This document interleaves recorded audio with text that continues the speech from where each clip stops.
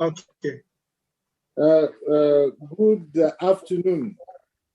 Good to all afternoon. participants at the Rule of Law Development webinar, and the topic is an overview of the provisions of the Finance Act 2020, with emphasis on the provisions affecting overdue and unclaimed dividends, dormant accounts, and capital gains tax. The Rule of Law Development Foundation is a non-governmental body with the interest of a peaceful, orderly, and united Federal Republic of Nigeria at heart. Which entity is expected to be a bastion of the rule of law, due process, and respect of citizens' fundamental rights? At the same time, Nigeria as a country, with its proven pool of qualitative human resources, vast experience in political, socio-economic, and cultural matters, and almost limitless resources, has not fared well in governance-related matters. This is why 60 years post-independence from Her Majesty's British government, we have been unable to steer our ship of state to the desired political and economic haven. This introductory is not the forum to discuss Nigeria's woes, as any attempt so to do will mean that we will not live here today. But it is necessary to point out that years of systemic corruption in the form of bribery, cutting corners, impunity, nepotism, barefaced tribalism, religious segregation, dishonesty, lack of love for our fellow human beings, brazen selfishness, political intrigue, disdain with contraption called Nigeria, military adventurism, the reign of political masquerading as politicians, and many other concomitant vices have led us to the point today where our woes can be described as a shipwreck, arising from outright resource mismanagement, kleptocracy, and wanton looting of the nation's treasury bill. The bare treasury, in Arabic, Beit al-Mal, is not enough to fund Nigeria's budgets. This has led government of the day to invent ingenious methods to fund our budgets. One of these contraptions is the Finance Act 2020. It contains a number of unorthodox provisions designed to achieve budgetary parity. My view, without preempting the distinguished lead presenter, is that it is like kicking the can down the road. Also, one of the easiest and convenient ways to amend the medley of Nigerian federal statutes in one fell swoop is to enact a Finance Act, ostensibly in aid or in elucidation of the Appropriation Act, which is the be-all and end-all of all legislation. This is so because the Appropriation Act is usually enacted amidst several parameters determined in advance by a number of factors, which include but are not limited to, well, benchmark of foreign currency, dollar in this case, through which oil prices are determined. B, whether the budget is a deficit or surplus budget. C, whether funding the budget will involve external financing or borrowing. D, whether funding or financing the budget will involve alteration to government's fiscal and banking measures. E, whether in funding the budget, government tax policy, especially in aid of ease of startup business in Nigeria, will require some adjustment. And F, whether generally the budget can be properly implemented without recourse to amendment of legislation such as the Public Procurement Act, Companies Income Tax Act, Companies and Allied Matters Act, Fiscal Responsibility Act, Capital Gains Tax Act, Stamp Duties Act, Industrial Development Income Tax, Personal Income Tax, and a host of other legislation. The foregoing legislations have been subjected to amendments through the instrumentality and ingenuity of the Finance Act 2020. Some of the contents, that is provisions, have been subjected by the amendments to varying interpretations as to the motive of government in carrying out these fiscal policy adjustments. To highlight this point, I just, without intruding into the center's paper, just refer to sections 2, 25, 40, 63 to 65, and principally part 15 of the said act, which deals with a strange expropriatory contraption known and referred to as the establishment of Crisis Intervention Fund and Unclaimed Funds Trust Fund. And I'm sure our presenter will do justice to that, because I don't understand it myself. Dealt with it by section 75 to 80 of the Finance Act. Our presenter, the distinguished Dr. Obadiah Melafia, is an expert in developmental economics, to whom budget legislations are not strange. He is also an international polymath, central banker, statesman, and the 2019 Nigerian presidential election candidate of the African Democratic Congress. He is a former official of the African Development Bank Group and one-time deputy governor of the Central Bank of Nigeria, CBN. He was also the chief of staff of the African, Caribbean, and Pacific Group of States, ACP, the 79-nation multilateral development institution based in Brussels, Belgium. I have merely summarized our presenter's CV, but his intellectual achievements are not only breathtaking, but legion. It is said that the proof of the pudding is in the eating. I am confident that his presentation will throw light on the unseen one associated with the 2020 budget. The Foundation's desire is to ventilate and indeed bring to light the hidden crevices in these legislations, at the end of which audience participation and their views will be entertained and appreciated. That is true questions or comments. The Foundation wishes all the participants a happy deliberation. May I now call on the distinguished Dr. Obadiah Melafia to present his long-awaited paper. Thereafter, as I said, the floor will be open for discussions and questions. May I also add that a soft copy of his full paper will be forwarded to those, and only those, who spend at least 45 minutes listening to the presentation. Once more, I wish all participants an enjoyable webinar. So, Doctor, over to you. The floor is yours. Thank you very much, Mr. J.B. Daudu, Senior Advocate of Nigeria and former Distinguished President of the National Nigerian Bar Association, NBA. Thank you so much for inviting me. Can you all hear me well? Yes, sir, we can hear you. Fantastic. Well, thank you very much for inviting me. I feel very honored to be able to share my thoughts with you. The convener sent me some background notes as to why they chose this topic, and with emphasis on seeking a better understanding of new legislation in terms of the Financial Act 2020 and its implications, you know, for the country, for the economy.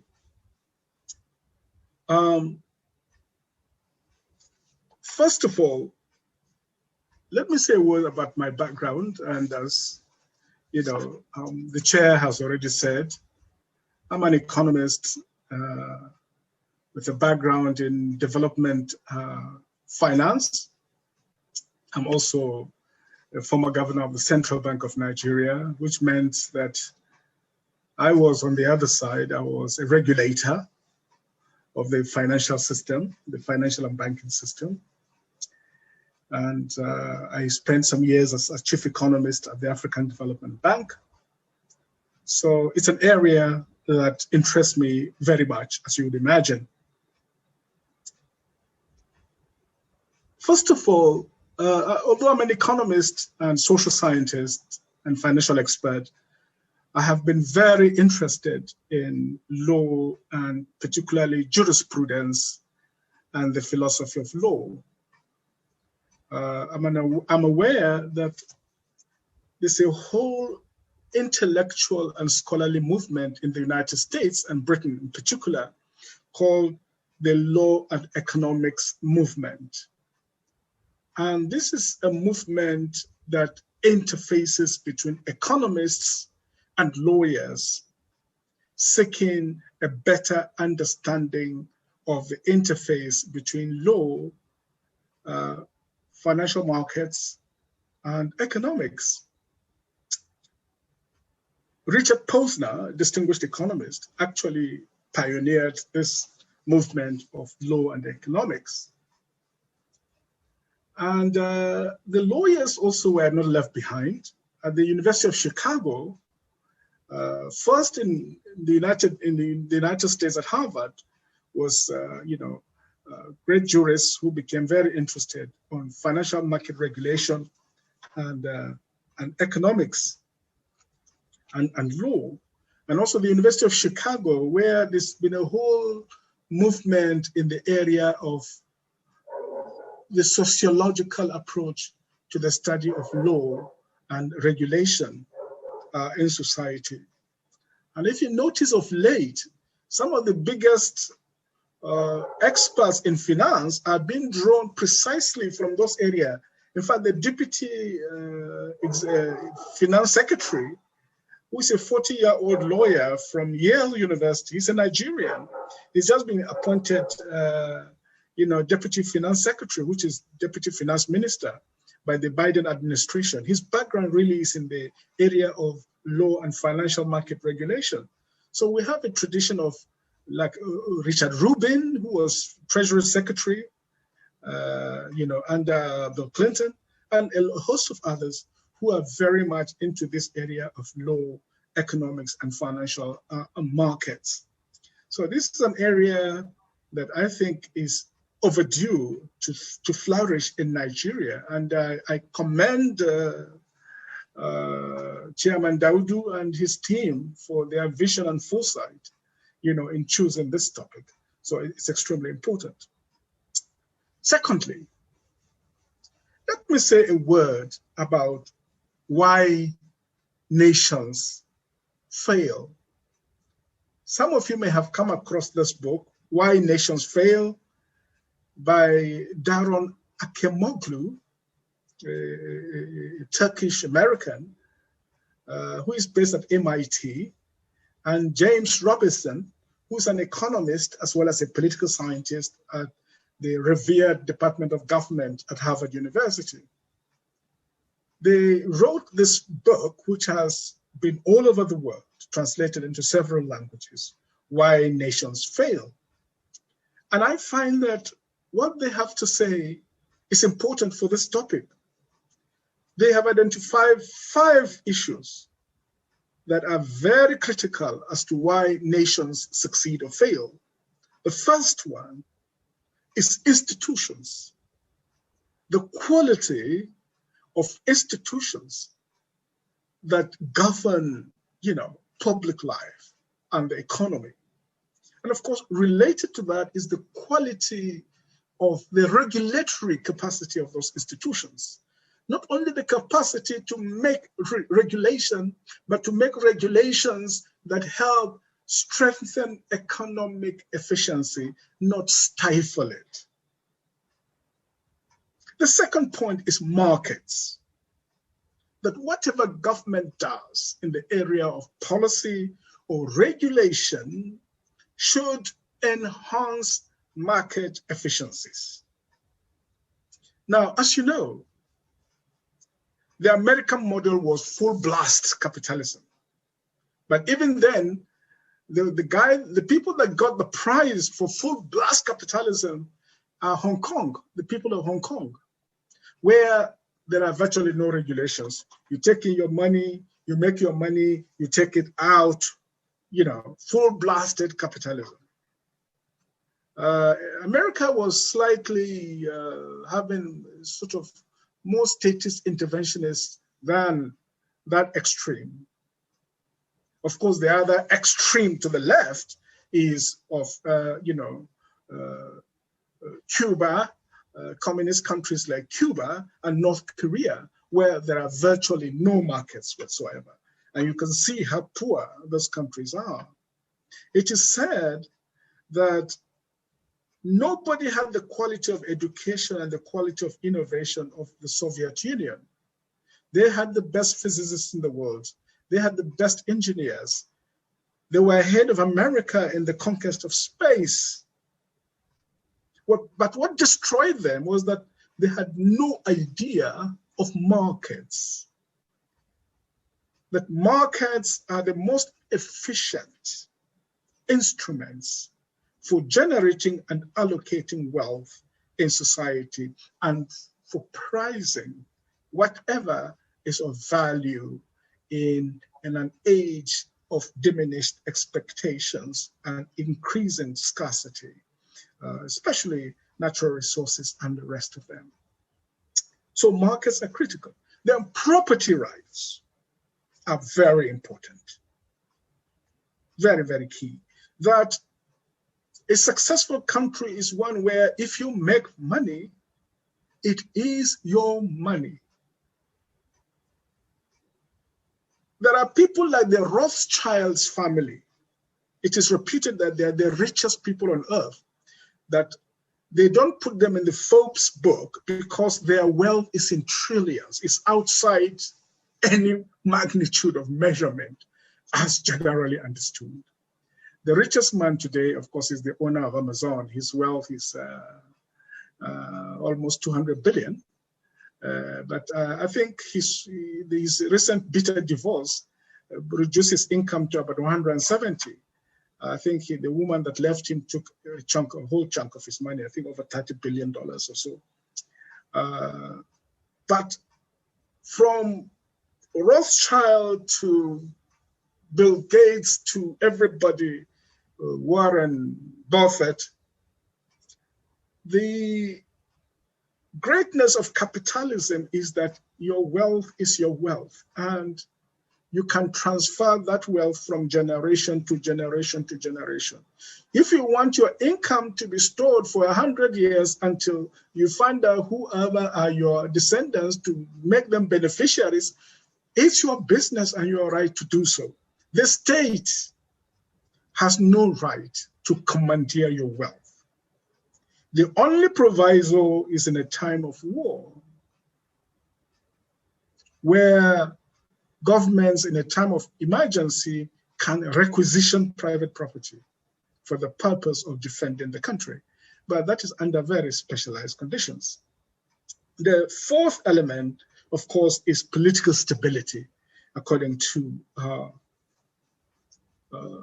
Akemoglu and Robinson, that there has to be political stability. A country with ever increasing geopolitical tensions, killings here, killings there, in the name of religion, in the name of tribe and ethnicity, has just no hope, because nobody wants to invest in a situation of chaos. So, and then the last point is leadership. Leadership is extremely vital. You and I know what leadership is. Some people say it's like beauty. No philosopher or aesthete can define to you what beauty is.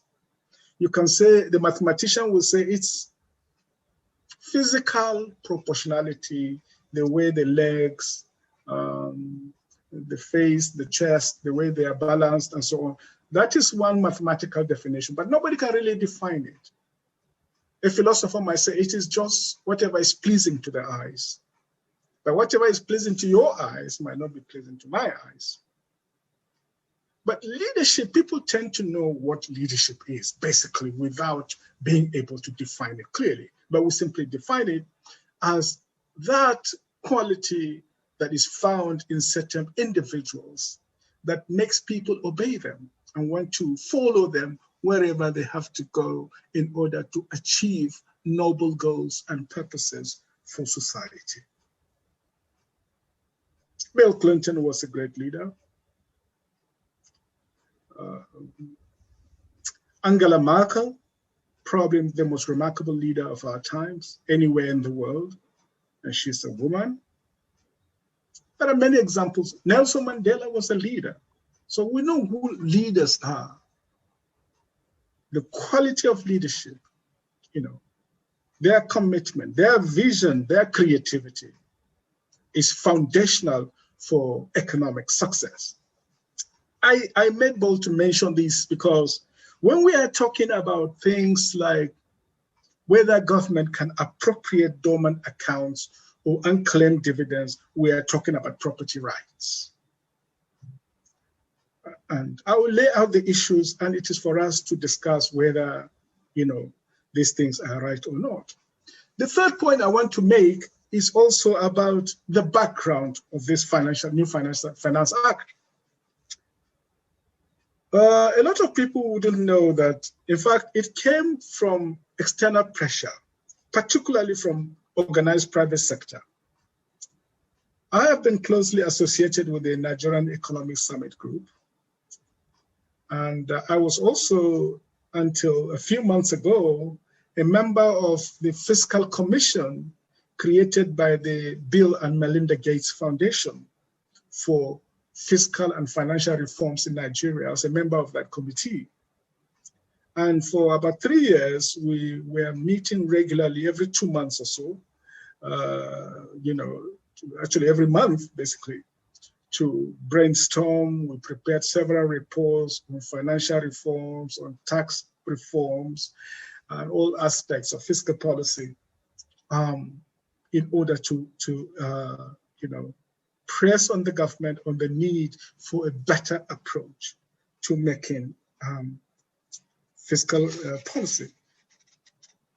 So those who study international law will tell you that if you want to best understand a treaty or a new law, you go to what the French call les travaux préparatoires. Les travaux préparatoires. That is the background, the documents and the background debates and everything that went into the crafting of that new treaty.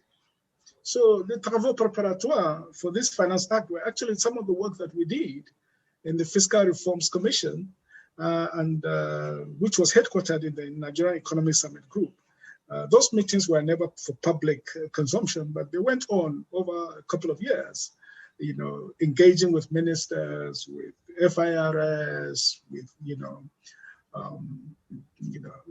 the Accountant General of the Federation, the rest of them, CBN, in order to get where we are. And I think the Finance Act is the outcome of all these efforts, plus, of course, a few things that happened that now made the government to be swayed. One was the financial recession. We had a recession between 2015 and 2017. And then it is astonishing that in just a matter of years, before we had even completed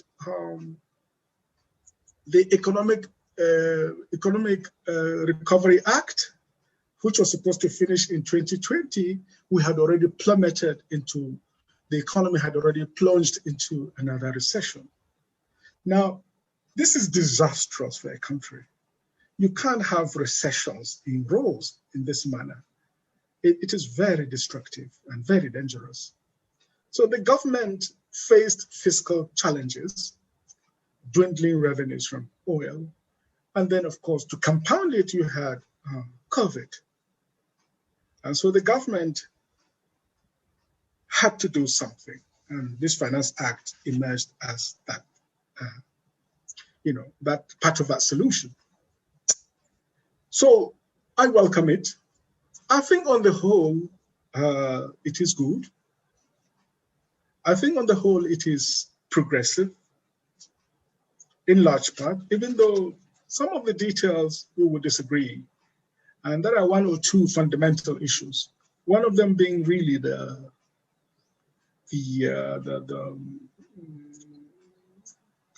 dormant bank accounts and the unclaimed dividends. It raises a number of very worrisome issues that may not at first appear so obvious. But first of all, this whole thing is about fiscal policy. What is fiscal policy and why is it important? Fiscal policy is simply the way by which a government adjusts its spending, its expenditure, and its taxes in order to help steer the course of a national economy. Fiscal policy is a sister strategy to monetary policy. So, in terms of public economics, we tend to make a distinction between, on the one hand, the fiscal side, which is government, the executive, which has to do about spending and about, expenditure, raising taxes and spending the money and the rest of it.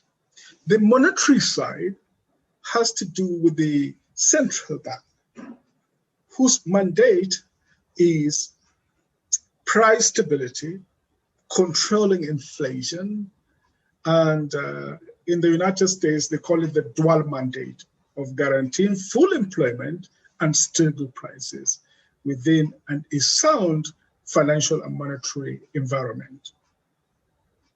Often, these guys are at daggers drawn with each other. There was a joke that we used to have in central banks. And one of them is that the president calls the governor of the central bank and he picks up his phone and the central bank governor is saying, yes, sir, yes, sir. No, no, no. No, no. Yes, sir. No, no, no. Yes, sir. The only time he said yes, sir, was the time the president asked him, are you hearing me? So central bankers have to be tough. They have to be able to say no and look at you in the face and say no. I'm not sure we have a central bank anymore, but when we used to have one, that was the discipline you needed in order to stand up to the fiscal side, because politicians want to spend money and they want to spend more when there is an election in the corner. So a good central banker should be the one who must tell them, no, you can't. No, you can't. Because it's going to destroy the economy, because it will be inflationary, because it will make nonsense of our legal tender currency. But in a situation where you have the two in an incestuous relationship, it is very unhealthy for the economy and can be very destructive. Of course, central bankers must see themselves as part and parcel of the government. They cannot be a republic within a republic.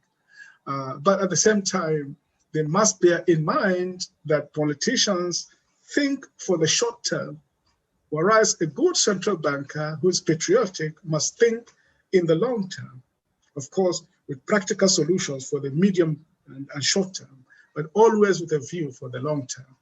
And the two need to balance together, and sometimes they have to work together, especially in area of policy coordination. But the fiscal side works to promote growth, works to generate jobs. It raises money because there are needs to spend the budget money on.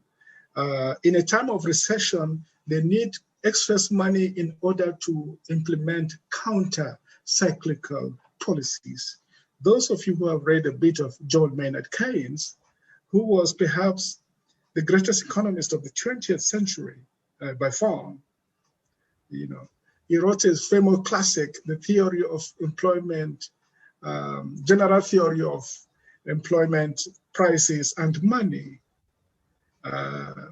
in which he recommended that in a time of recession, the government should spend more as a means of boosting aggregate demand and to get the economy back on track. And of course, in a time of inflationary pressures, the government should cut back on spending in order to douse pressures of overheating of the economy. When government pursue good policies, they can help create jobs, they can help enhance market efficiencies, they can help improve human development, create jobs, and the rest of it. Now, it may surprise some of you to know that taxation is actually good for democracy. This is counterintuitive. When we were just monocultural, oil-dependent rentier economy, our political economy was essentially based on extracting rent from multinational oil corporations and the elites using those rents to live conspicuous lifestyles, to bribe a few elites here and there and to stem revolt, but otherwise they were totally unaccountable to anyone. So for 40 years, taxes were virtually non-existent. Very little, only multinational corporations and a few people bothered to pay taxes. And of course, civil servants, because it was taken on the PAYE system. But with the tax reforms from the year 2000, 1999-2000, under the Obasanjo administration, we had a remarkable woman like Umoigwe at the FIRS, and she did a lot to improve, tax collection. And I think it's ever since she left, it's been a struggle actually to keep to the standard that she had set up.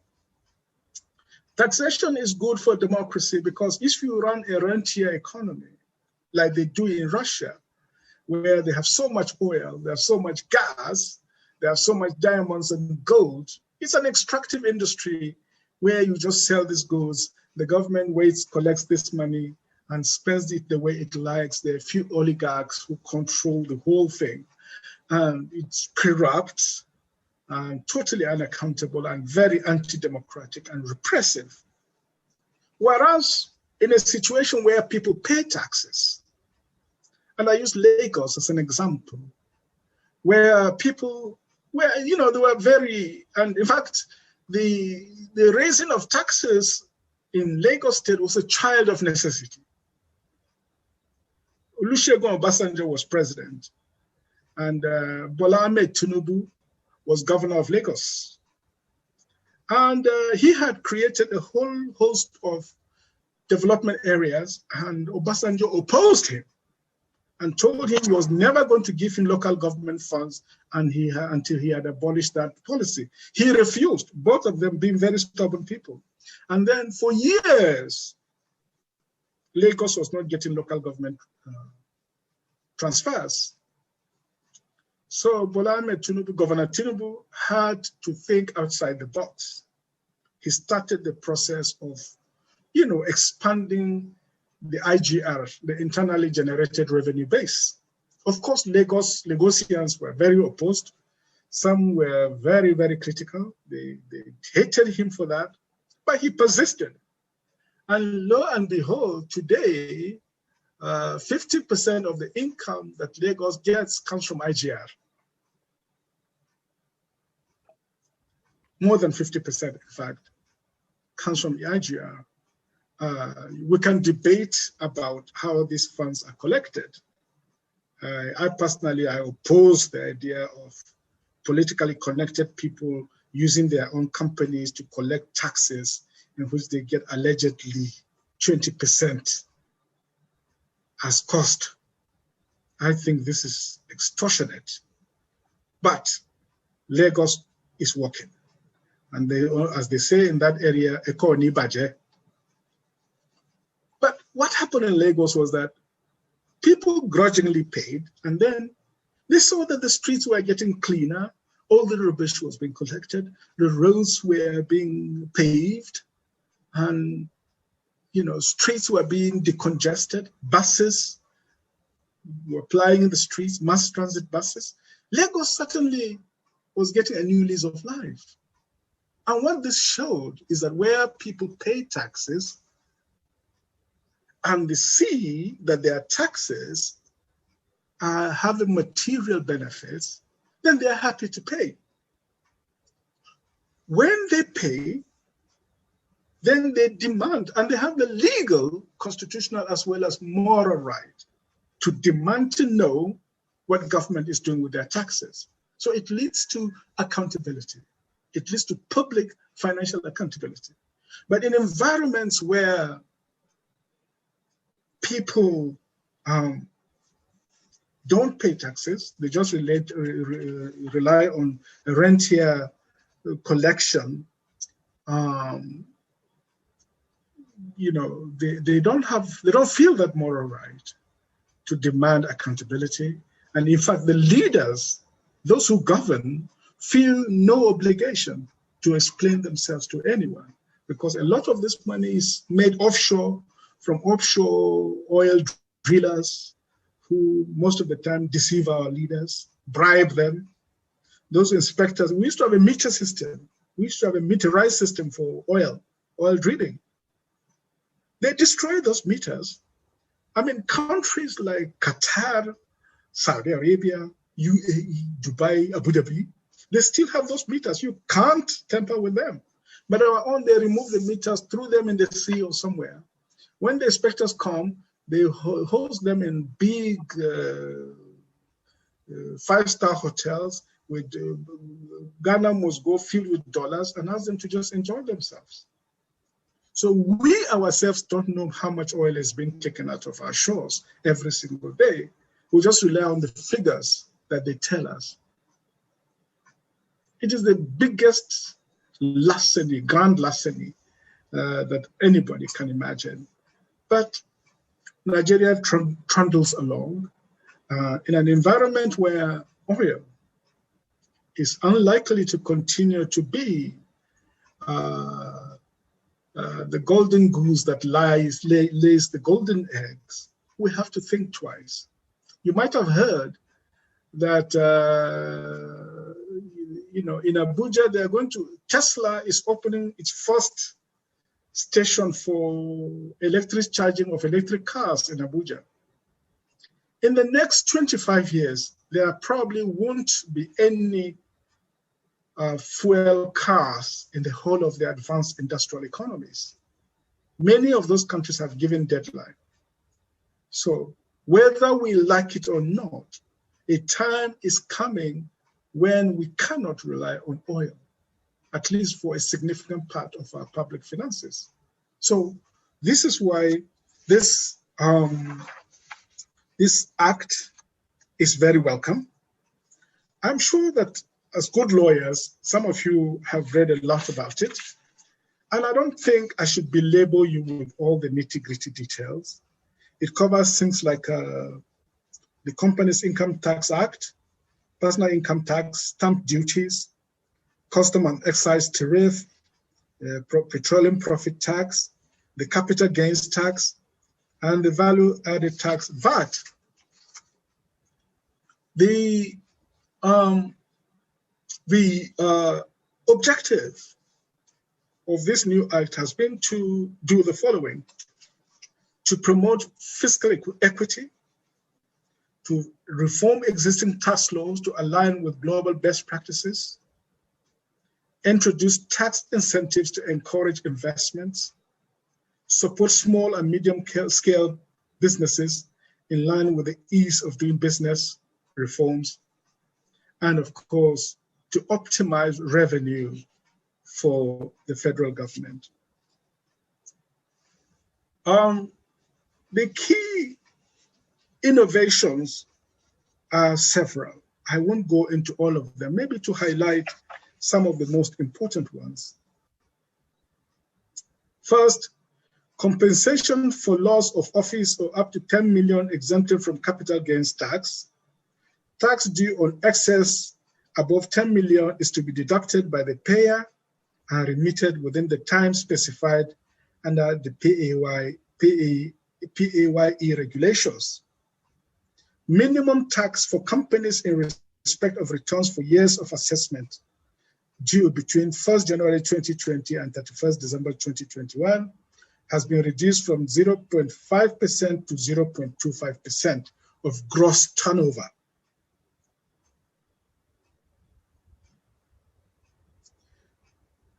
Also,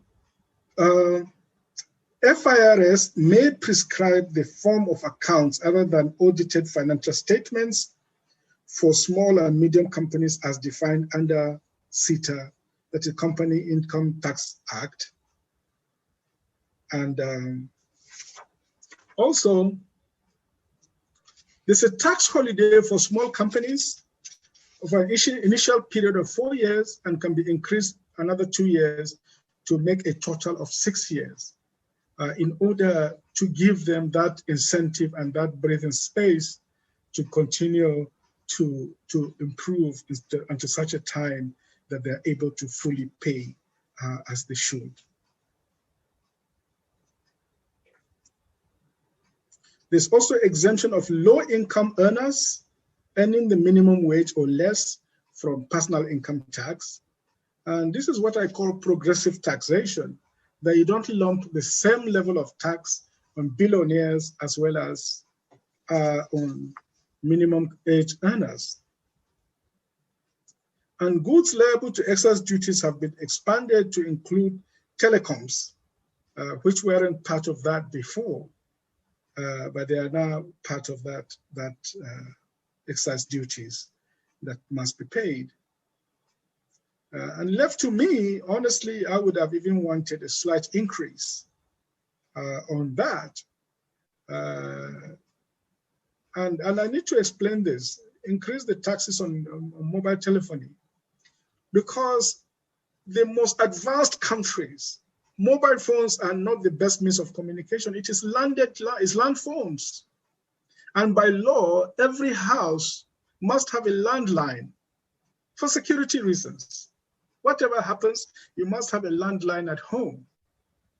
But here, there are no landlines. I mean, the mobile phones have become literally the landlines. And they should be free of tax, but any mobile telephony should, be subject to actually more excess duties. And also, non-resident people are now to pay, who have invested in the country, can now pay VAT, will have to pay VAT if they register, and they have to register also with FIRS. And of course, the troubled stamp duty issue has now been lumped into the electronic bank transfer system, which is 50 Naira.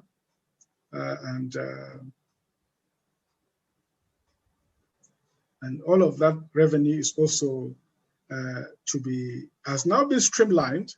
Only 15% will go, before it was 18% to the federal government and the rest, but the federal government has reduced its own share to 15%, and the rest, 85%, will go to the states, who will then also share it with the local governments.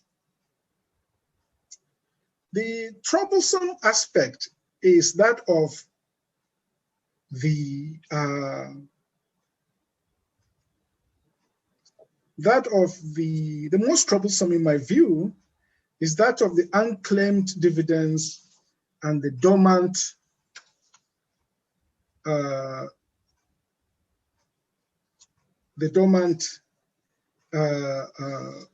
bank accounts. And of course, I'll come to that a bit later. The VAT, as we all know, has been increased from 5% to 7.5%. And all part of that revenue, the federal government, FGN, will only keep 15%, and the rest will go to the rest of the country. Now, there are even geopolitical issues with that. I mean, most of the VAT comes from mostly the South, you know, the industrial South, Lagos, Ogun axis, Aba, Newi, Onitsha axis, and of course, big cities and centers like Port Harcourt, Ibadan, Port Harcourt, Abuja. And, you know, so a lot of people argue that, look, these taxes are collected from, you know, from particular areas, and why must they be shared equally with other parts of the country? And that's where we are. Yeah. And but the good part is that even at 7.5%, the Nigerian VAT level is only 0.8% of our total GDP. That is the total volume of VAT collected on average is only 0.8%. It's not even up to 1% of our GDP. Whereas by comparison, in Ghana, it is 4.6% of GDP. In Benin Republic, it's 6.6% of GDP. In the whole ECOWAS region, on average, is 6.7% GDP. In fact, in Cote d'Ivoire, it's more like 10% of GDP. And in Kenya, it's 4.2%, and in South Africa, it's a whopping 7% of GDP. So, which means that there is still room for expanding the VAT. But I would prefer not expanding it upwards, but creating a business environment that allows companies to boom, and from which government can then have the ability to collect more VAT taxes.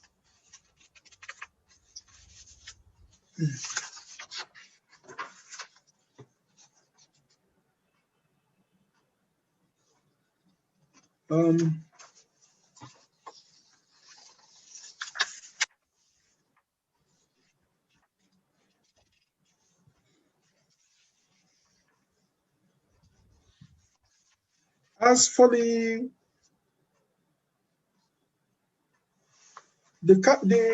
capital gains tax, it's on average it is 10%, and to me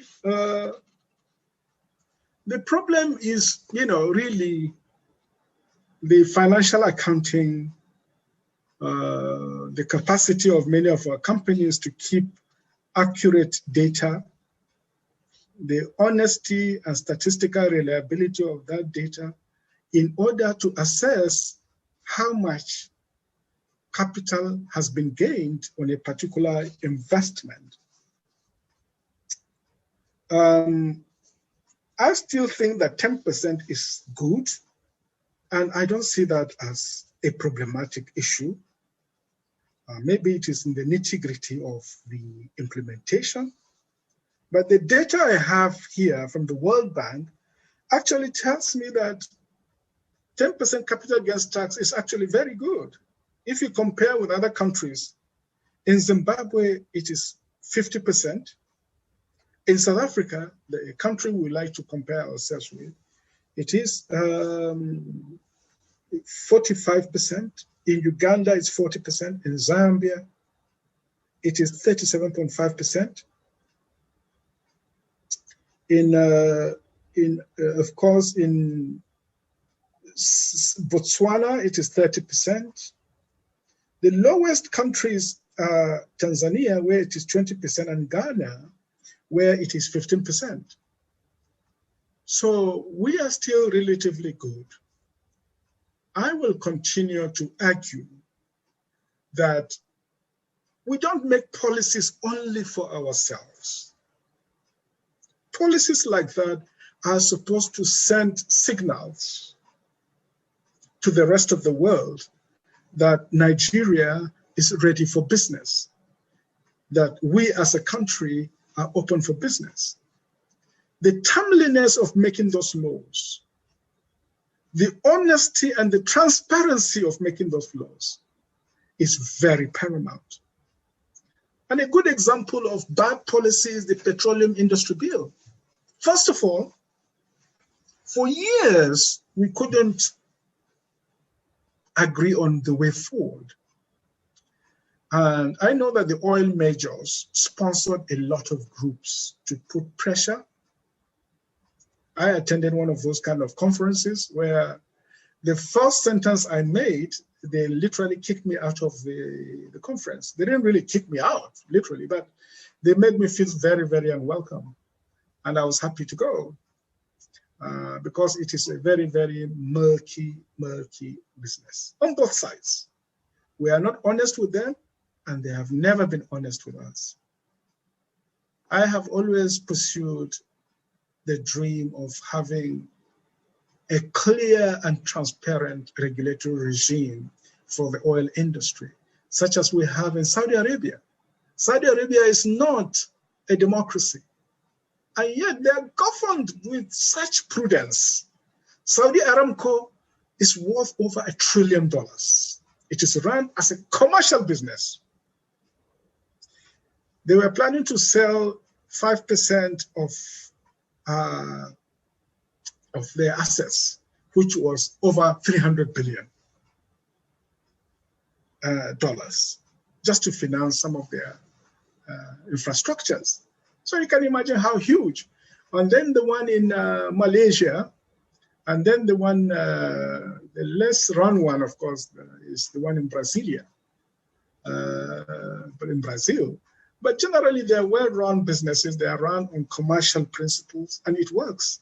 But our own system, the way we dragged on, and then a few years ago, we decided to implement just one part of the petroleum industry bill. We left the rest. And meanwhile, for the last 10 years, no major investors have come in because they are not sure of what we are doing. They're not sure of if they invest today, tomorrow a new legislation may change everything. And the waste has led to a point where we are now battling with a massive fall in oil prices. And that is likely to affect so many things. And the only other countries that are less than Nigeria in terms of capital gains tax are Cape Verde, Gambia, and Mauritius. These are more like offshore, and Seychelles. I mean, Mauritius is 5%. It's all that you pay on capital gains. And in Seychelles, which is like an offshore financial center, is 0%. As well in Namibia, as well as Kenya, you pay 0% in capital gains tax. And if you look at those countries, there's so massive, investments in those countries, taking advantage of that. Then the final point I would like to make is on this issue of dormant accounts. Their amounts run into billions of dollars. And the government has decided to set up a trust fund to be managed by DMO, the Debt Management Office, in which all unclaimed dividends and dormant accounts over 6 years will automatically be transferred to that trust fund, and that government reserves a right to, quote unquote, borrow that money.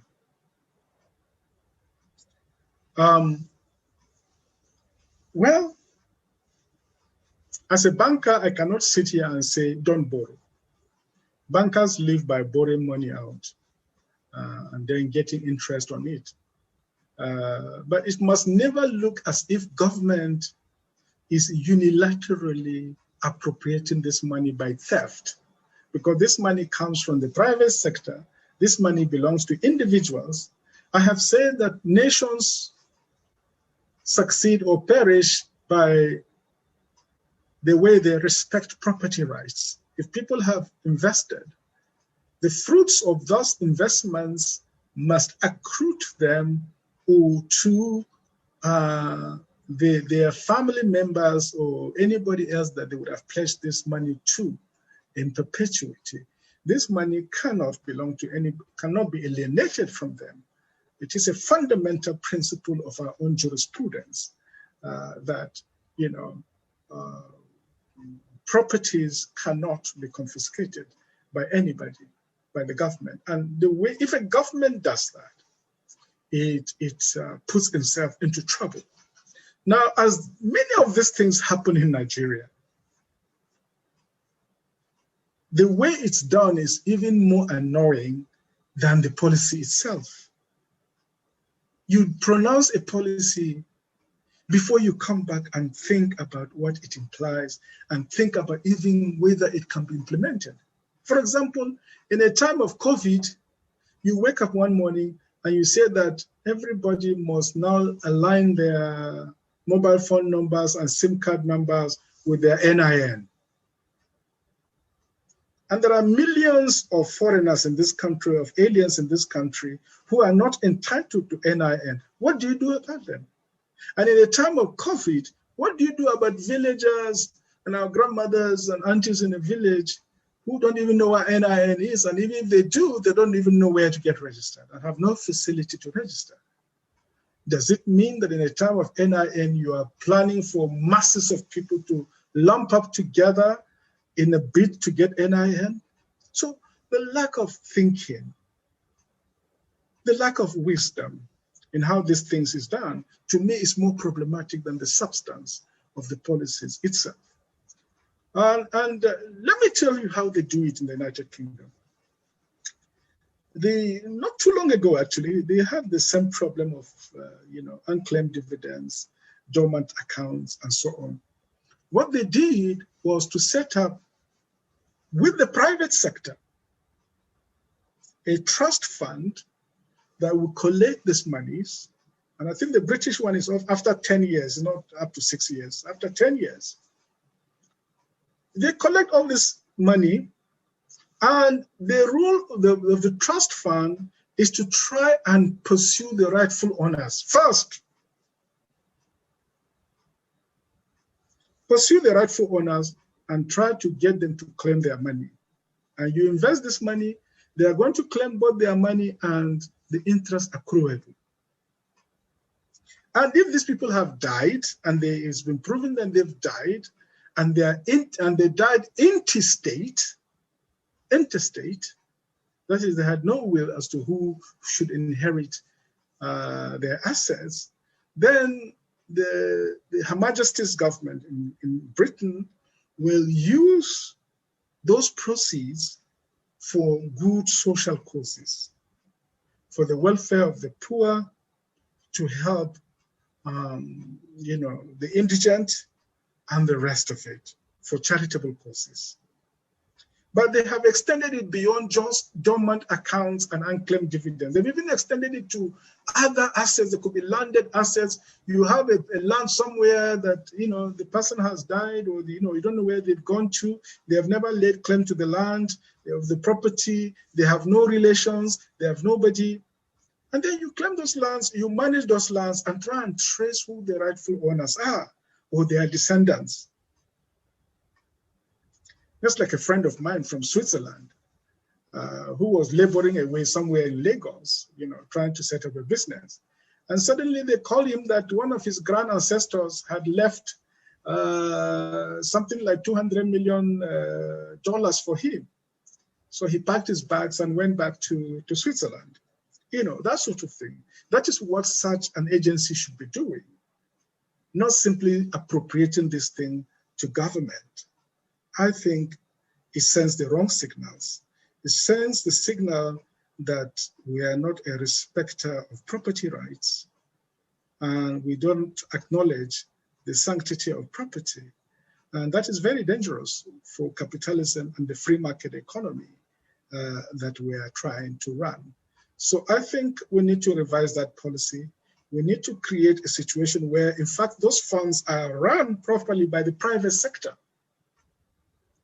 You know, I would say even within SESC, the Securities and Exchange Commission, the Nigerian Stock Exchange, CBN, plus the Bankers Committee, working together to manage these funds in the public interest.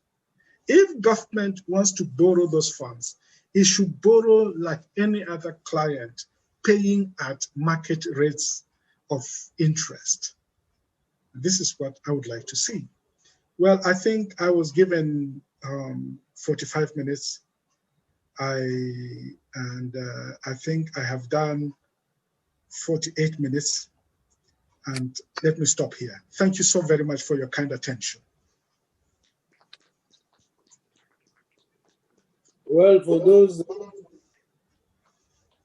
control center, please another round of applause for these cerebral erudite paper presented. We have gone through a master's program in economics. We just in 48 minutes. Dr. Melafia, we thank you very much. Thank you, sir. Thank you. You will hold on. I'm sure you have agitated a few thoughts from the Sure.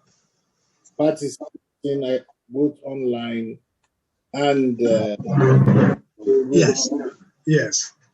So, Paul, can you manage this part? And if there are comments and discussions, I will be looking out online to see any hands that up. Thank you very much, sir. Yes. I want to once more on behalf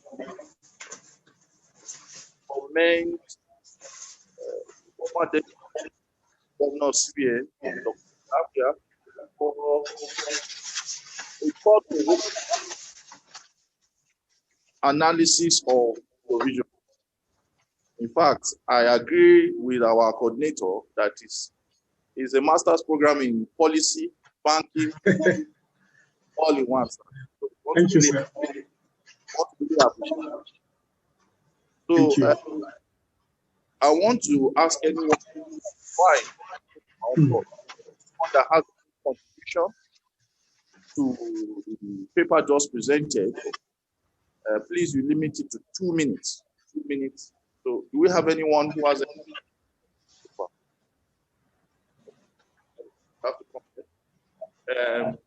We have only one mic.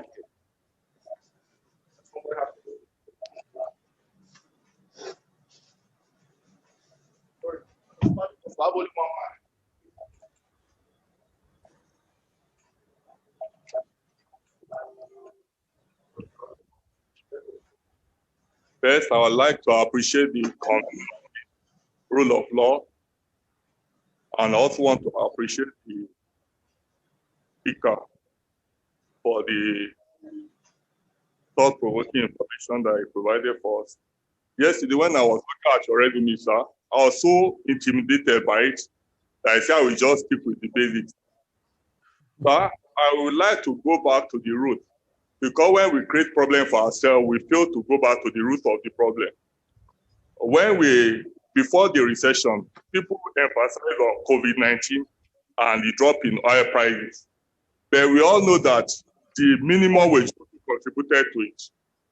Before, the government, after the minimum wage saga that came in as a result of political expediency, we believe the Labour blackmailed presidency because it was at the eve of election, and they were forced to accept it because the constitution said they should increase wage. minimum every 5 years. And we know that the economy was collapsing. So I'll go to the basics of economics to answer my question. When supply exceeds demand, prices fall.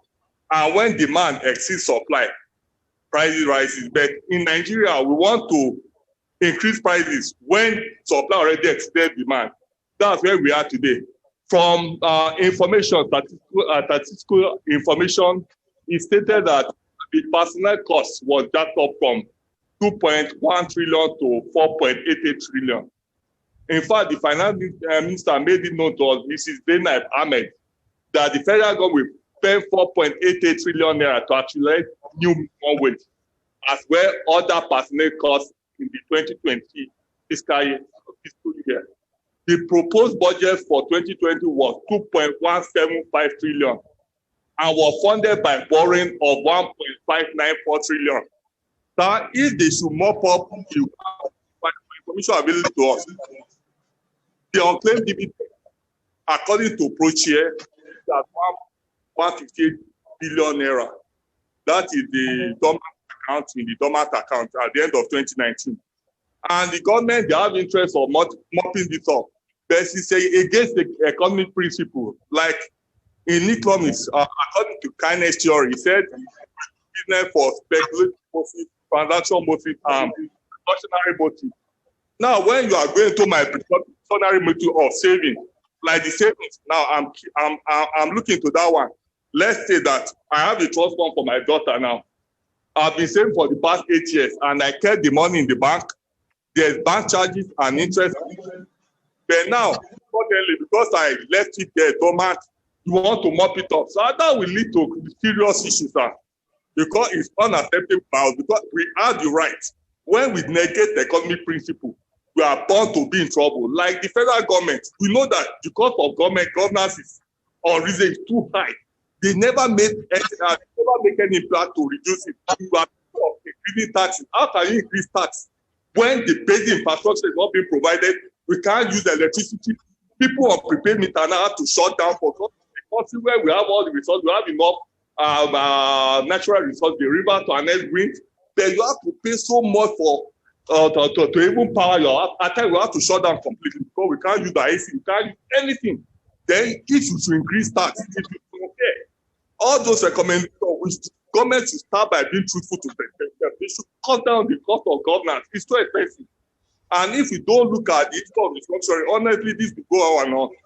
As far as I'm concerned, sir, I have to say, without any regret, that they can't touch that money because it belongs to the people.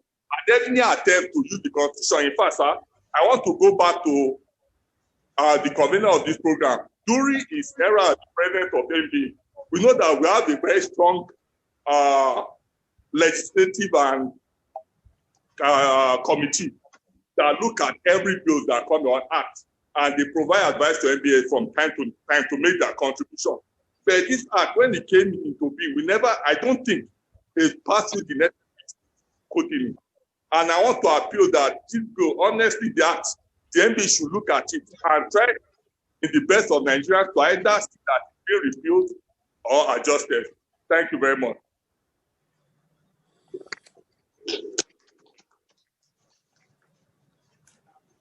Thank you so very much. Do I answer, do I respond, or I wait for others? Hello, doctor. You can, I think we wanted to take all the contributions and then you can respond. Please, I didn't quite get the gentleman's name, but please, when you're asking a question, just say your name. It's good for me to just take note. And I'm honored to meet all of you. No, I think I agree with the last speaker and agree with all the points he has raised. But on the one hand,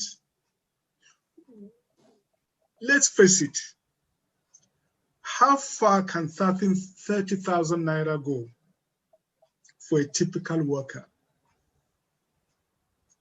Even all of us sitting here, what have you spent typically to take your family out to dinner somewhere? You know, if you're in Nikon, Hilton, or Sheraton, and you take your wife or your better half and your daughter or son, you know, that 30,000 naira is finished for one meal. So this is what the minimum wage is. I agree that it has added a huge amount to government expenditure. But I think the speaker also made the conclusion, and I agree with that conclusion, that government has a duty to cut down on cost. Of all the discussions we are having, there has been no discussion of cutting costs. No, none at all. I've not seen that. So I think it is about time we did. And on this issue of government appropriating the dormant accounts and unclaimed dividends, I think this could possibly be the subject of a class act by MBA to test the constitutionality of such appropriation on the part of government. But before you do that, of course, as good lawyers, you will do enough homework. And then I think it will benefit from a class act action, you know, to test the constitutionality of doing this.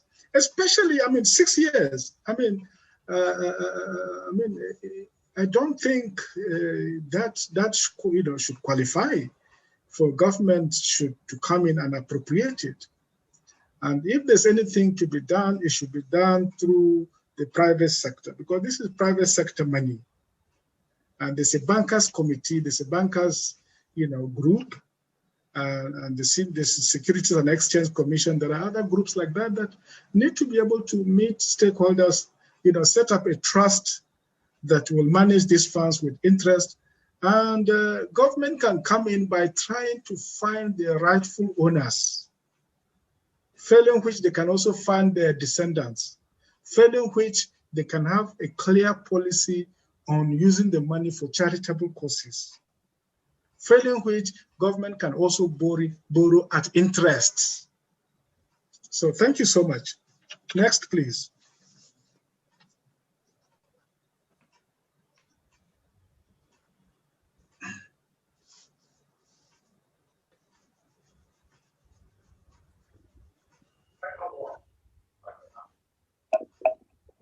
There are two, I don't know if you can go,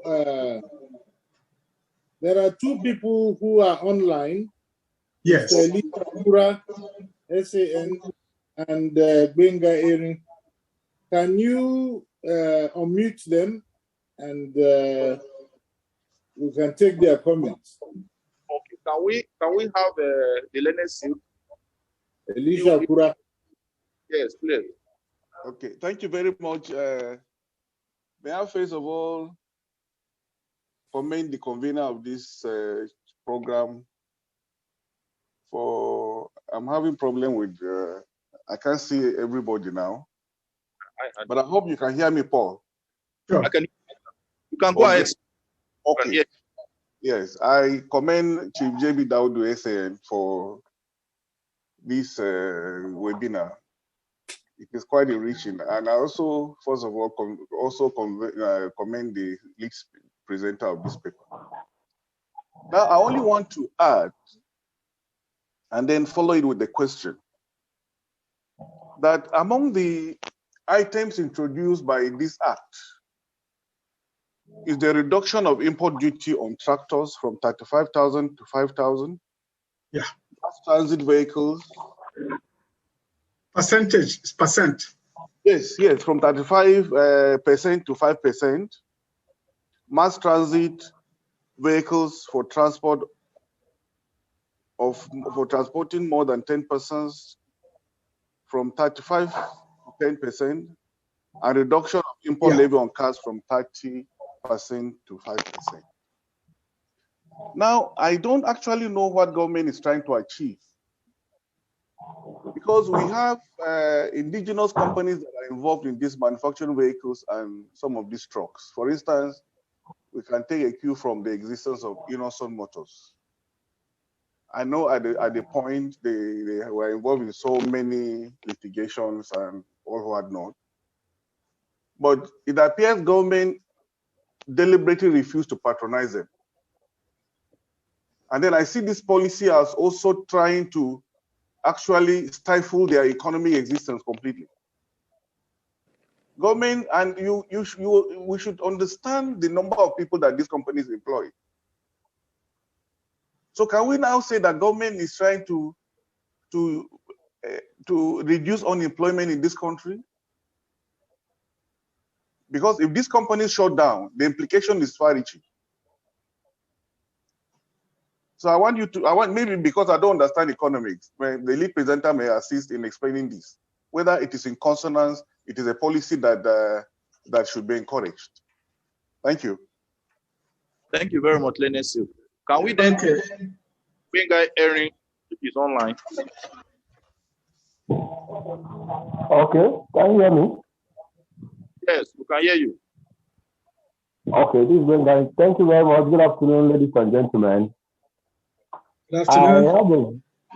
I have a very straightforward, a big question as the legal aspect of what can be done, because all of a sudden I heard in the news that the federal government is borrowing monies of pensions, gratuity of people, and all of that. And once again, even as per this other one that the speaker just talked about, the issue of borrowing unclaimed dividends and all the rest. So, but I want to ask for the legal people, is there anything that can be done within the ambit of the law to stop some of all this process? Because somehow to me, as a layman, it looks unethical, but if there's something that can be done legally to stop some of all this process, I think it will be a welcome development. Thank you very much. Thank you very much, sir. Yes. Okay, thank you. I had one question for you, sir.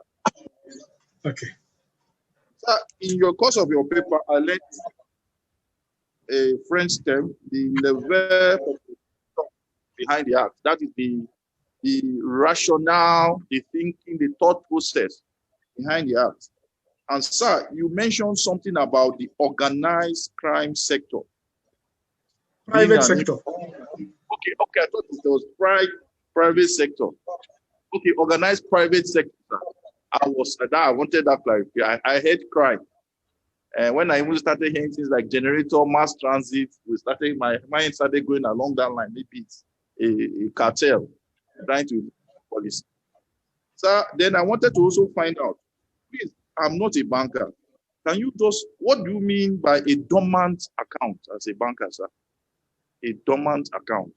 Okay. Thank you, sir. Okay. We have one more question. So I wanted to just question, if you can know that my name is Paul Daudu. The last person was Benga Erin, and I think it is another one here. And we'll take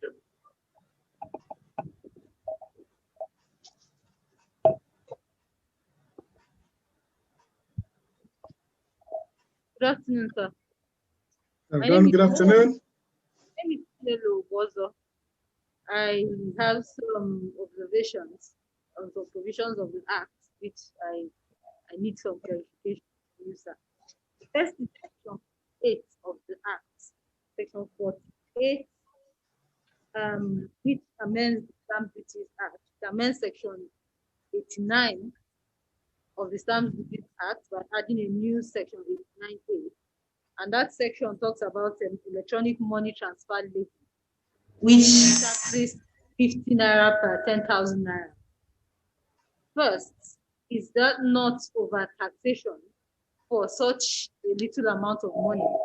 50 naira per 10,000 naira for transfer, electronic transfer, is almost like the government trying to punish us for doing the what do they call it? Cashless, for abiding with the cashless policy. And that money is drawn from the recipient of the money. So somebody who, we know most people who receive that amount of money, most of them for school fees, upkeep, and the rest of it. And the government is already taking 50 naira away, thereby imposing a duty on whoever is transferring that money to add additional 50 naira as they are transferring the money. I'm thinking that that is overtaxation, despite the fact that there are levies and other fees paid for maintaining accounts. I would like for you to throw more light on why that is needed now in the economy. 2 is on section 60, which amends section 432 of KAMA on unclaimed dividends. I will ask the questions with this at the last, for the last section I want to address. That's section 77. But before that, I want to look at section 61, sir, that amends the Fiscal Responsibility Act. That provision, which it seeks, in my view, to give the president powers to spend money that is not appropriated under the appropriation bill or act. It is a section that says if there is an instance of war or a part of the country is troubled, the president can spend money that exceeds. I'm sorry, sir. Let me look at that provision again and read it out. Section 61 of the Finance Act.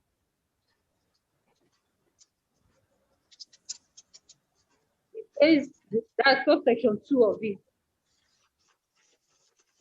There's a new subsection, section 6 to amend section 4 of Fiscal Responsibility Act. Now, section 12.1 states that the aggregate expenditure and the aggregate amount appropriated by the National Assembly for each financial year shall not be more than the estimated aggregate revenue plus a deficit not exceeding 3% of the estimated gross domestic product, that's the GDP, or any sustainable percentage as may be determined by the National Assembly for each financial year. Now, the new subsection 2 says the aggregate expenditure for a financial year may exceed the ceiling imposed by the provision of section 1, which I just read, if in the opinion of the president, as may be published in the official gazette of the government of the federation, or official directives or orders by the president, or through an appropriation act, government or other money act pursuant to sections 59 or 306 of the Constitution of the Federal Republic of Nigeria, 1999, then it lists the instances, the is at war and the rest of it. And I'm wondering why the order of the president is used side by side an appropriation act, which means the way our executive interprets it, they will say the order of the president suffices. They don't need to go back to the National Assembly to ask for a supplementary bill as required by section 81, subsection 4, subsection 4B, which says if money is found to be inadequate, you can return to the National Assembly for a supplementary bill. This Fiscal Responsibility amendment here, in my own opinion, is giving the president to make orders to spend money imposed by law already, and putting that order of the president side by side an appropriation act, which means the order of the president or an appropriation act. I could be wrong, but that's why I'm raising it, so that you have a deeper understanding of how these things work and give us an insight. Then finally is on section 77, which talks about these dormant accounts. Now, I understand that there is no definition of dormant accounts in any law in Nigeria, and banks have to apply whatever definition suits their case. Some 6 months, some 12, 24 months, some 12 months. And the argument of the government that the banks have been making a lot of profit from the money in these dormant accounts, and some companies, public companies with unclaimed dividends. Now, do you believe that the approach of the government under the Finance Act is targeted remedying or trying to take away the powers of the banks, or taking undue advantage of this money and trying to reinvest it into the economy without considering first an approach which recognize the owners or their successors in title of that money. Shouldn't we first look at an approach that makes it a responsibility for the banks to look for who owns money or whoever is supposed to benefit the beneficiaries in debt? I mean, we collect these numbers and addresses of net of kin. Rather than make a law that puts responsibility on the bank, look for these people first and ensure that monies belonging to individuals is not left behind with the banks, and the banks are making undue profit out of it. We are now looking for a new avenue. It's more like the government saying, instead of the banks to be taking advantage of this money, why don't we take it? Exactly. That is true. Then the second part of it, there is no privity contract between the owner of this money and the government. And the government has put in the law that the money should be transferred instantly, immediately. That's what the law says. The law says immediately. So the bank has no objection, no right of objection. Once it is 6 months, you are expected to transfer that money immediately to the government.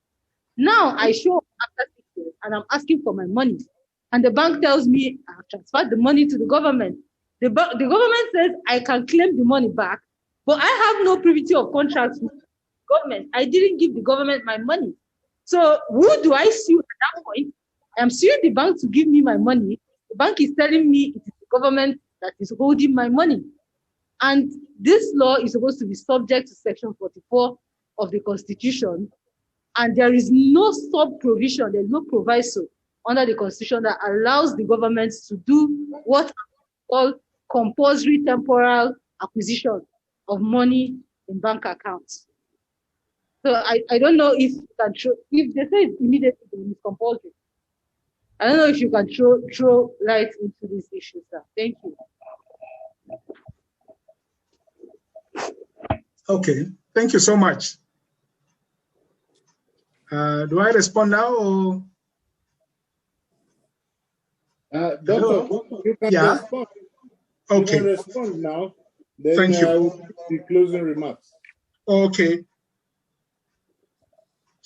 Yes, okay. I mean, some of the questions are similar. Thank you so much to all of you for asking them. Benga Ere, Paul Daudu, Ms. Obuozo. What is a dormant account? Well, I think by definition, as far as banking practice is concerned, a dormant account is an account that nothing goes in and nothing goes out within a period of 6 months. It's considered like a semi-dormant account. And by 1 year, it is now falling into the domain of a proper dormant account. That is, nothing goes in, nothing comes out. It is not, in fact, it's not even that of where you have a proper savings account. We're talking about a current account generally. In a proper savings account where you keep it for the purpose of accumulating savings and interest, I wouldn't call that a savings account, but it's a current account where that continues for between 6 months and a couple of years, where nothing goes in and nothing comes out. And based on know your customer, they don't see you, they don't hear from you, there's no contact, no movement. That is what is known as a dormant account. Now, some dormant accounts are deliberate. During the Treasury single account, many people run away from their own accounts. They refuse to even identify with their accounts. Those are also dormant accounts. So they come in different forms. Some are deliberate dormant accounts. The guy doesn't want to be known again. He probably used a fake name for that account, and he thinks he might be caught, so he runs away and that just disowns the account. But there are genuine dormant accounts many people who have died, many people who have become incapacitated. They are living in a remote village. They have nobody to, no access to talk to their banker and so on. That is what is known as a dormant account. The government is now saying that after 6 years, they have the right to appropriate this money. And on the issue of, yes, I agree with you, 50 naira out of 10,000, the electronic transfer system, stamp duty, I think it is excessive, especially if you consider that these are not the only charges. There are a lot of other charges that the banks also do, that it is very strange because on the one hand, CBN wants cashless banking system. And at the same time, government is doing almost everything to cripple the banking system. And as a former banker myself, I now realize that, look, honestly speaking, the banks are just struggling to survive. They're just struggling to keep above water, given the current situation. And the question about whether so in a way for me, it's a form of overtaxation. I think 10 naira would have been more than enough. I think if you have to charge anything at all, it should be a token charge. Considering that probably millions of such transactions are done every day, when you add it up, it's not a small amount of money. But you see, banks do not exist just to charge for using their facility. They make real money by giving loans and charging interest on those loans. Banking in Nigeria has just been reduced to round tripping and just selling currency and then overcharging customers. That is not healthy for the long run of the financial system and of the economy. And it is very true, yes, in a way, Ms. Ogbozo, you said that you refer to me as he who knows a lot about these things. Actually, I will turn the statement around. You know more about this than me. You know the Constitution. You are lawyers. You are the custodians of the Constitution of Nigeria. And a lawyer, by definition, is a jack of all trade and a master of all of them. So I think you have answered the question. Honestly speaking, anybody that makes an act or statute that contradicts the Constitution is a joker. At the end of the day, if you really, really, really have to pursue it. But again, we have a system, and the system is not based purely on the rule of law. A lot of things are simply just ignored out of boredom or just sheer inertia. There are a lot of other things. We can't talk about them publicly, but they're there. I mean, NNPC is like a cash cow. If they want to appropriate, they will still appropriate, and they don't go through anybody to appropriate.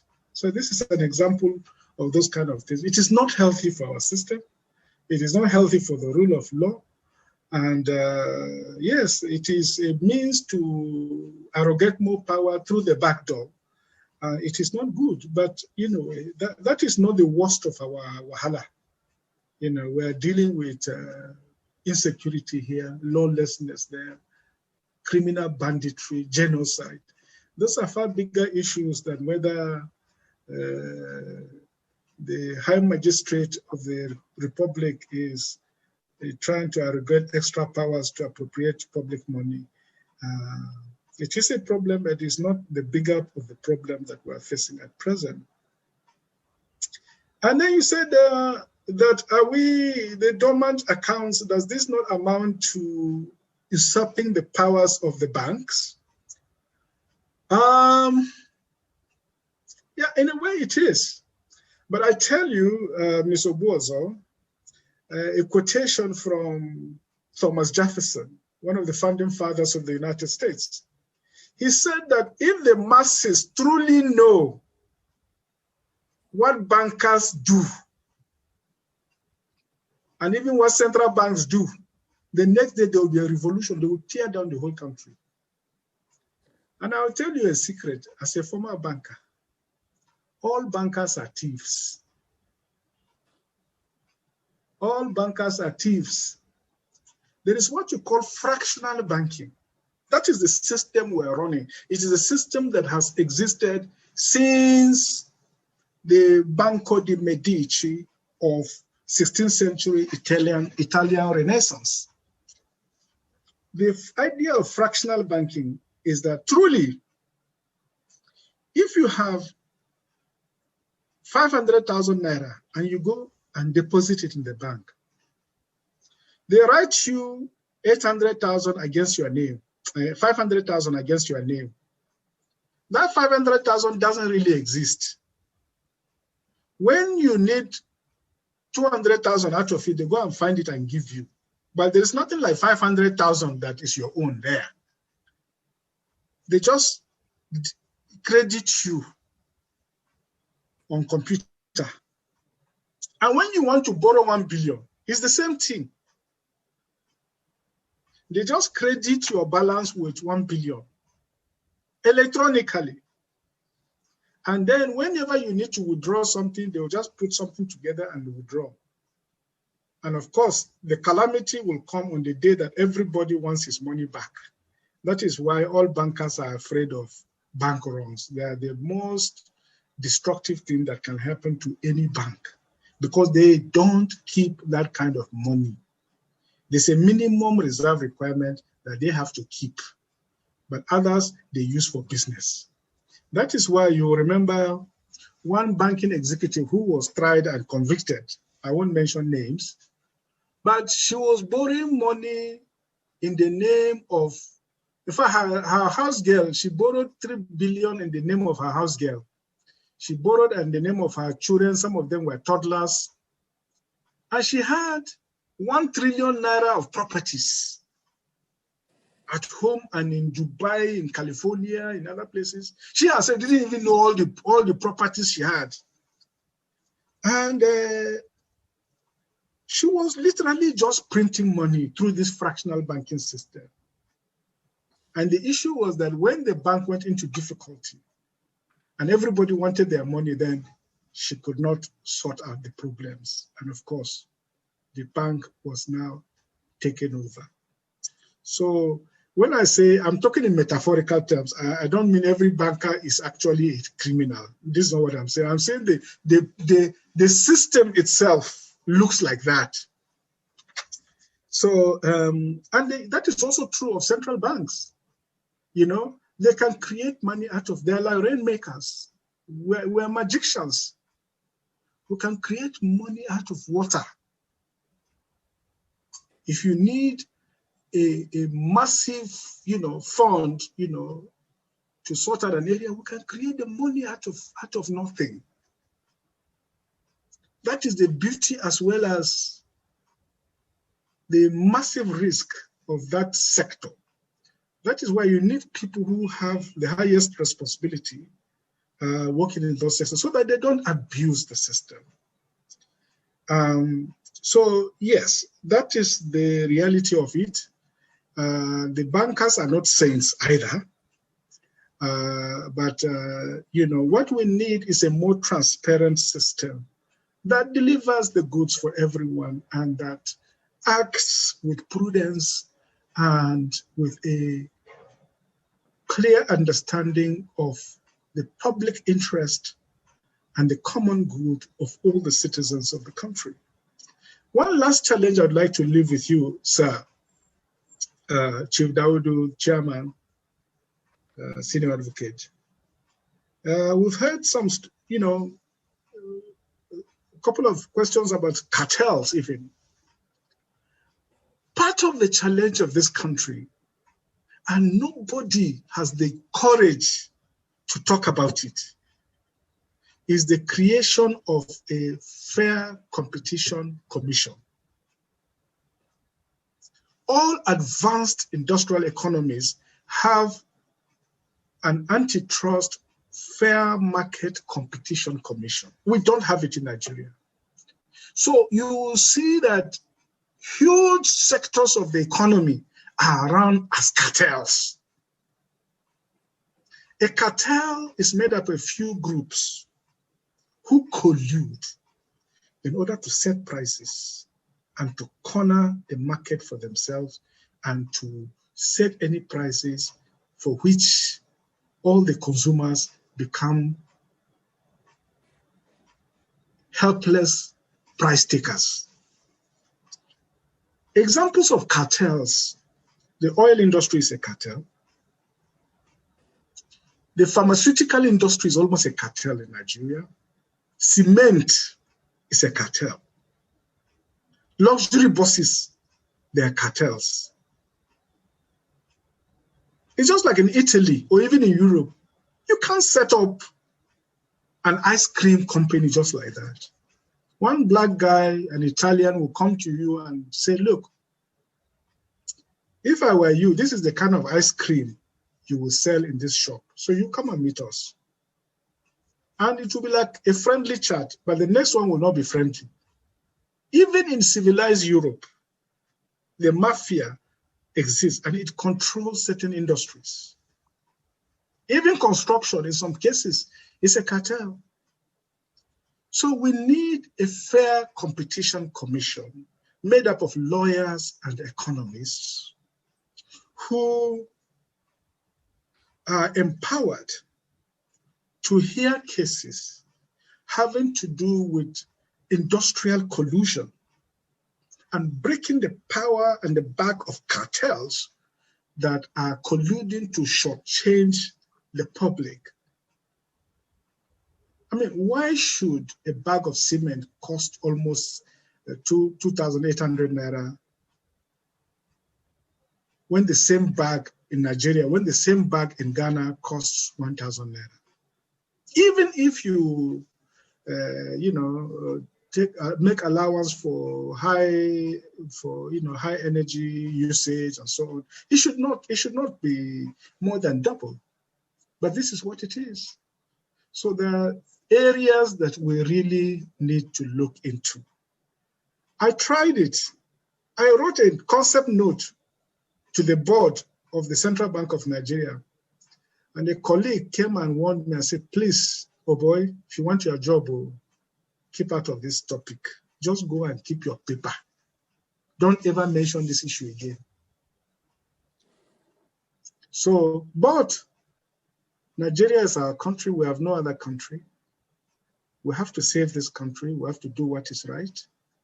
We have to help the people of this country.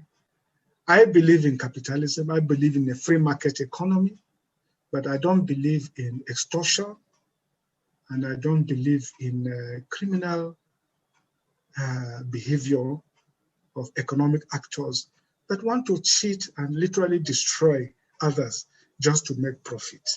So this is an area where, MBA and other organized groups really need to look into to find it in a way not to stifle business, but to create a more level playing field for everybody.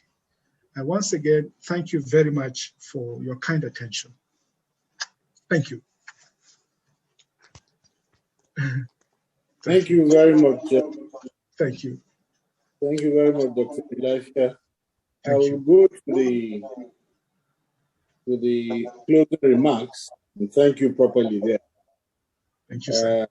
I just like to thank all who have attended this webinar and those who have participated from the control room. You will agree with me that we had quite a scintillating session, a session, erudition, scholarliness, and interest. Thank you. We are very grateful, Dr. Milafia. Thank you, sir. You raised also pertinent issues, which I should give you some assurance that we're not just joining here. You have opened our eyes scales have fallen, and, Thank you. and we are able to see very clearly on some points. There's a question I will ask it at the end. I just to round up. I just want to comment on what Chinelo, the fiscal response, and the indirect way government perhaps is going about trying to avoid the same responsibility it imposes on citizens. I once, several times, defended high-ranking officials who were charged to court by the ICPC for violence. That is, violence is simply using money specified for a particular purpose for another purpose. In this case, the person I defended, protected, used monies lying dormant in one of the accounts in the hospital to fix a theater in the surgery, which saved over 60 lives. When they checked his account, they found nothing wrong. They had to now look at this singular voucher of monies transferred from excess monies in the contractor's account to fixing the theater. And at the end of the day, the poor CMD was convicted. On appeal, he was discharged and acquitted. A lot of people have found wanting for violence. What this Amendment to Responsibility Act is asking the president to do, although he has immunity, is that you can, under the guise of trying to curb banditry in Zamfara or in Niger, take money that is not appropriated for you, which you ought to make a supplementary appropriation for to the National Assembly, and bypass all forms of fiscal responsibility in this matter. That I think is wrong. And I don't think that it stands in the face of existing laws. Again, Doctor, you mentioned, and I agree with you, that the expropriatory provision Finance Act, highlighted by a number of people, is that the expropriatory provisions require class action. This, I can assure you, is where we are headed to, because the Rule of Law Development Foundation, at the end of this program, will set up a high-powered committee to look into challenging the expropriatory provisions of the Finance Act 2020. If we keep quiet and say, no, that's just part of what we are used to, honestly, billions and billions will be taken away like that. It will not be used to fund any budget. It will be diverted into people's pockets. Years later, people have sorted out their court cases with their families that are in court. People would have obtained letters of administration, which is what is delaying access to some of these funds because of the death of the people who intestate. People would have sorted out a lot of things, and by that time, the horse would have bolted the table. So it is very important now, as we have listened to the majority of views on this matter, and none seems to support the position taken by government to expropriate it. Chinolo tried to play the devil's advocate for government to say that government may say that because the banks are already milking the situation, we have only come in to replace the banks. That is that in any case, the money is lying with them. And if the banks can be using it, we too as government have a right. That defense won't fly by government. I know that it's just a way of trying to hint as to what government's view would be.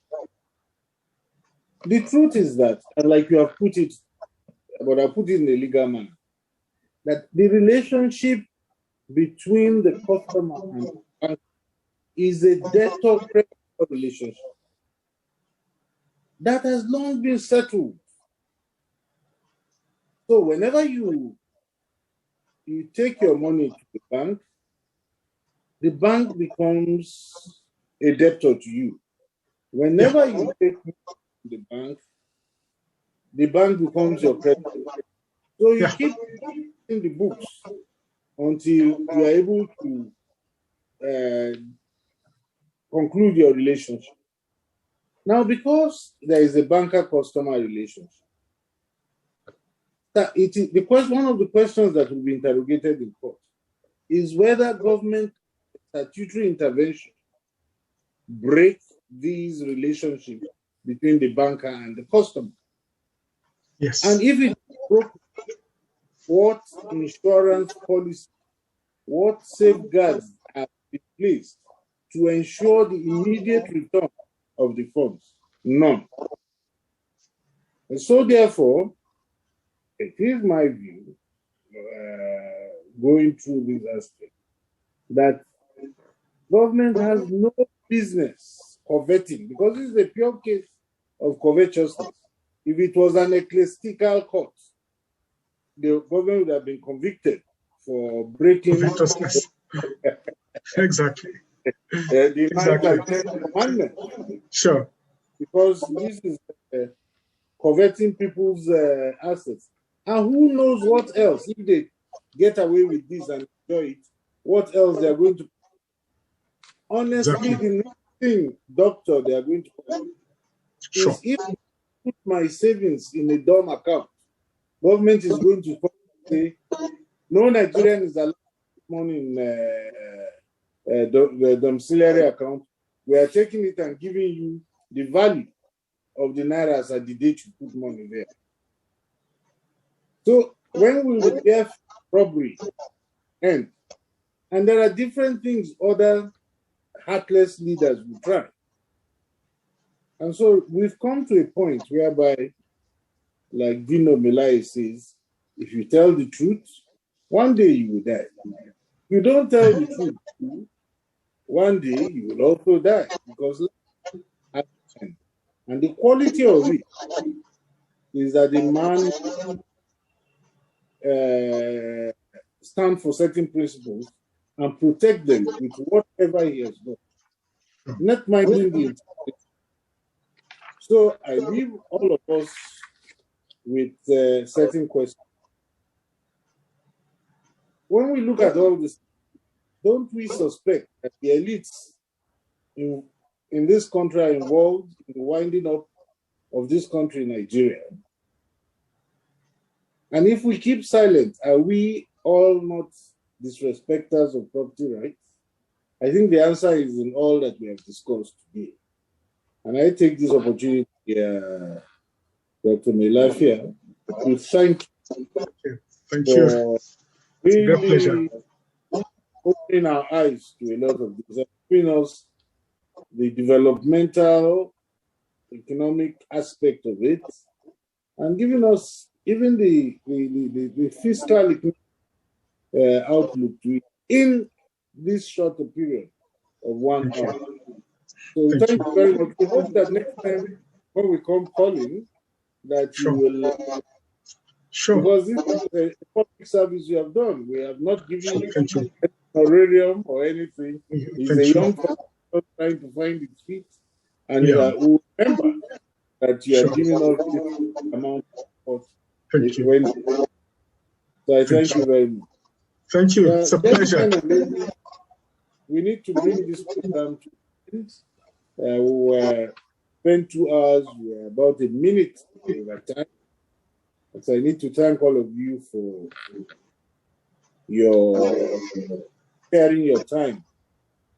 Please, when we meet at our own the foundation meeting, those concerned should begin to interrogate the idea of really looking at how to work in collaboration, either alone or work in collaboration with other organizations to challenge this aberration. So I thank you very much and wish you all the best. Thank you. Thank you. Thank you. Thank you. Bye-bye. Thank you. All Bye. right. Thank you, Doctor. Thank Bye. you. Bye-bye. Bye-bye. Thank you.